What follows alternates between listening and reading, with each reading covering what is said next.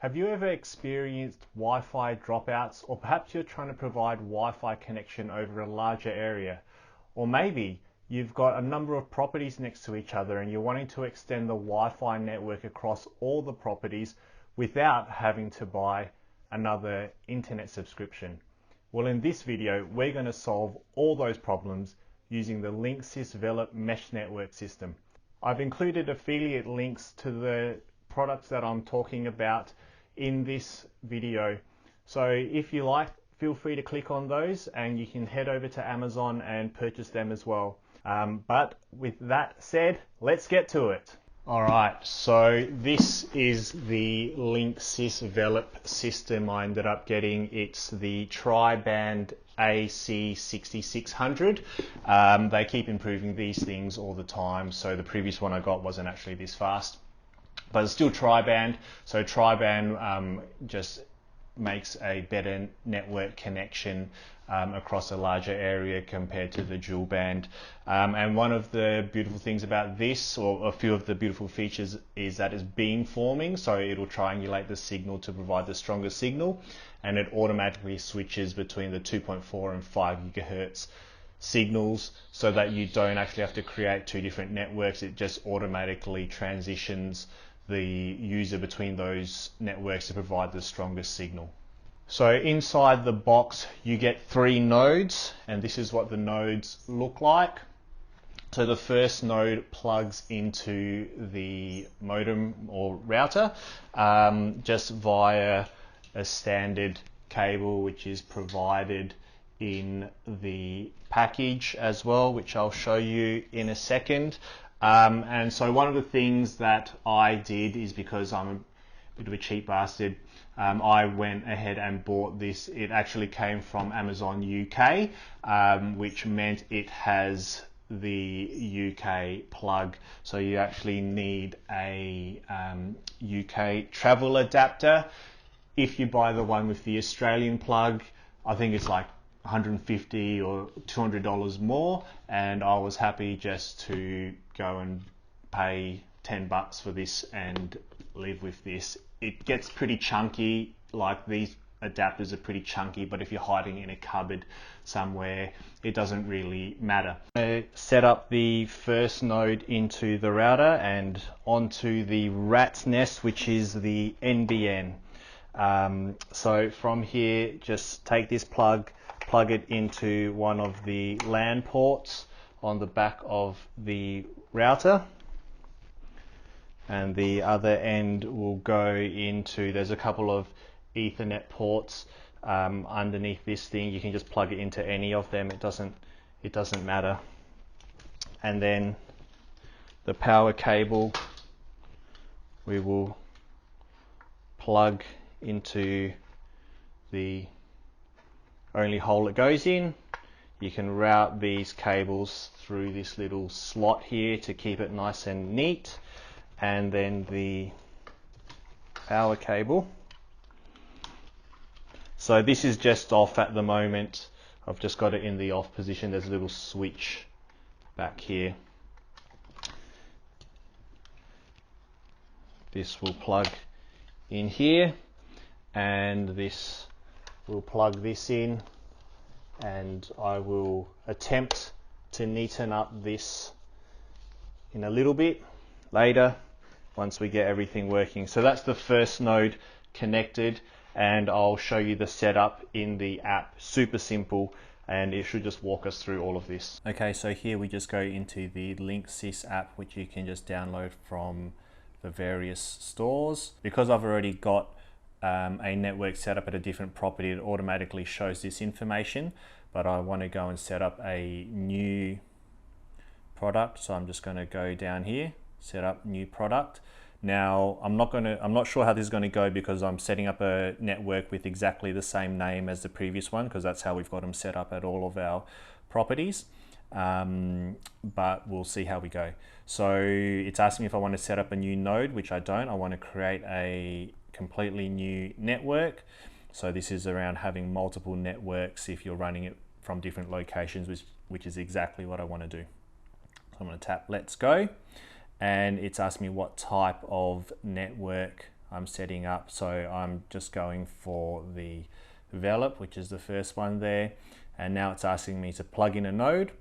And we are going to get the ball rolling. So I'll just tap next, place it out in the open, and avoid hiding it if you can.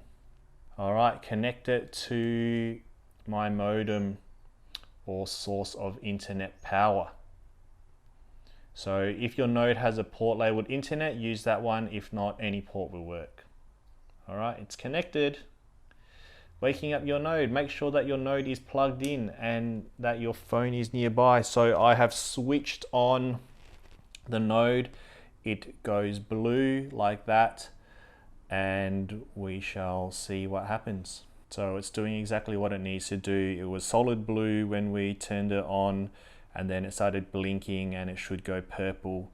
So when the light stops blinking, we will find your node and get your Wi-Fi up and running. Oh, here we go, getting some action, solid purple. Is the node that's connected to your modem blinking purple? Sure is. The parent node delivers the internet to other nodes you might have, so we'll set that one up first. Yes, it's blinking purple. Awesome.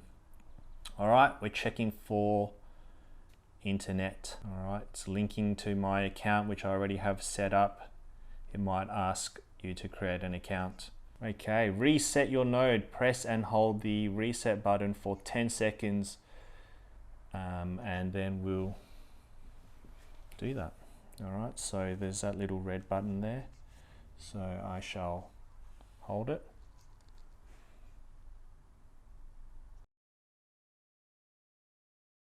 "11 seconds for good measure." All right, I've done that. Next. We didn't find your node. Tap the boxes as you complete these steps. Keep your phone near the node you're setting up. Make sure the node's light is solid purple. Oh, there we go, it's solid purple. Right, find my node. Not sure why it asked me to reset the node. I don't think it did that last time I set these things up. But hopefully it'll be able to find it easily now. Yes, is the node that's connected to your modem blinking purple? Yes, it's blinking purple. Checking for the internet. Looks like we're getting connected here. Now it's asking me to name my Wi-Fi. So I will enter a name. Now we're configuring the network. So you can see most of this is just me sitting around waiting for it to do its thing. It's so easy. You do not need to be technically minded at all to get this thing up and running. Literally just walks you through everything. Okay, so this node is in the living room. Next. So you can name the nodes so you know where they are when you go in to find out where something's gone wrong with one of them. It'll tell you if it's disconnected or if someone's unplugged it, and you can check this remotely as well, which is fantastic. All right, a solid blue light on your node means it is online and working properly. Let's check it out. Yes, it is. All right, it's asking me if I want to add a node. Would I like to set up a new node in another room? Yes, I do want to do that. Add a node. Okay, so I'm in one of the other units now, and I'm setting up an additional node. So it's just telling me how to place it here. But all we really need to do is take out the new, that's what the box looks like, by the way. Take out another node. Just going to plonk it there, and take out another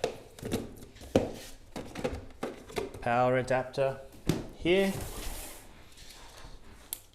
and we're going to simply plug it in, and that's how easy these things are to set up.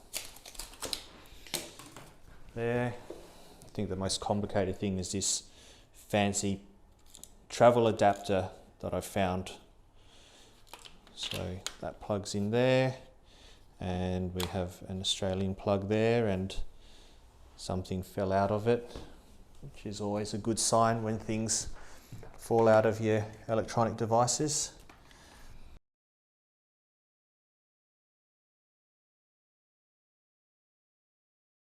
need to plug in the node, which I have. So I'm just going to go next, and it's waking up the node. So the node is flashing blue now, just to let you know, and it should go purple shortly. All right, so now the node's blinking purple. Is the node that you're connecting to blinking purple? Yes, it's blinking purple.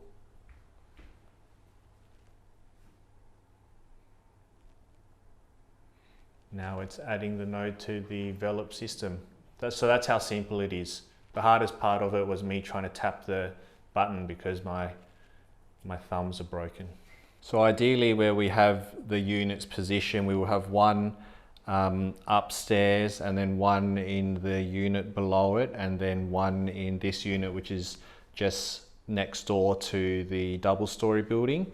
And then we'll have another one in a fourth unit as well, which is not the unit directly next door, but it's the one next to that. All right, looks like we've got some action here. So the node's connecting and it's done. Just right, good work. I put it in a really good spot. Go me. And really that's it. It's as simple as that to set up the mesh network system. So I hope you found this useful. If you have any questions, feel free to just ask me and I'll do my best to help out. But this is the second Linksys Velop system we've got, and it's much easier to set up than other systems we've used. The other one being, if you do come across it, it's a TP-Link Deco M5, I think we bought. So that system, it works okay. It's not as powerful as the Velop one. And the other thing the Velop does is that the Velop self-optimizes as well with the TP-Link Deco systems. You have to go in there and sort of just keep an eye on things as well. And you have to like click to optimize the network and little things, whereas the Velop one's really hands-off. I've never really had any issues with it at all. Probably the only downside to using a mesh network across multiple properties is that if the internet does go down and it's not, the internet goes down but the modem's in a different property to the one that's having issues, you need to go into the property with the modem in it to be able to actually rectify issues. Unless of course someone's unplugged the node, which you'll be able to tell which node is not actually connected to the mesh network using the app. But that's the only issue. We haven't actually come across it ourselves, you know, where the modem needed to be power cycled or anything. So, you know, like for us, it hasn't been a problem. And we've been running the system for probably close to a year in the other lot of properties without issue. As the system grows, you can just keep adding nodes as well. You know, if you want better coverage, or you start acquiring all the houses down the street and you want to just share the internet across the whole neighborhood. There you have it. All right, see you later. Bye.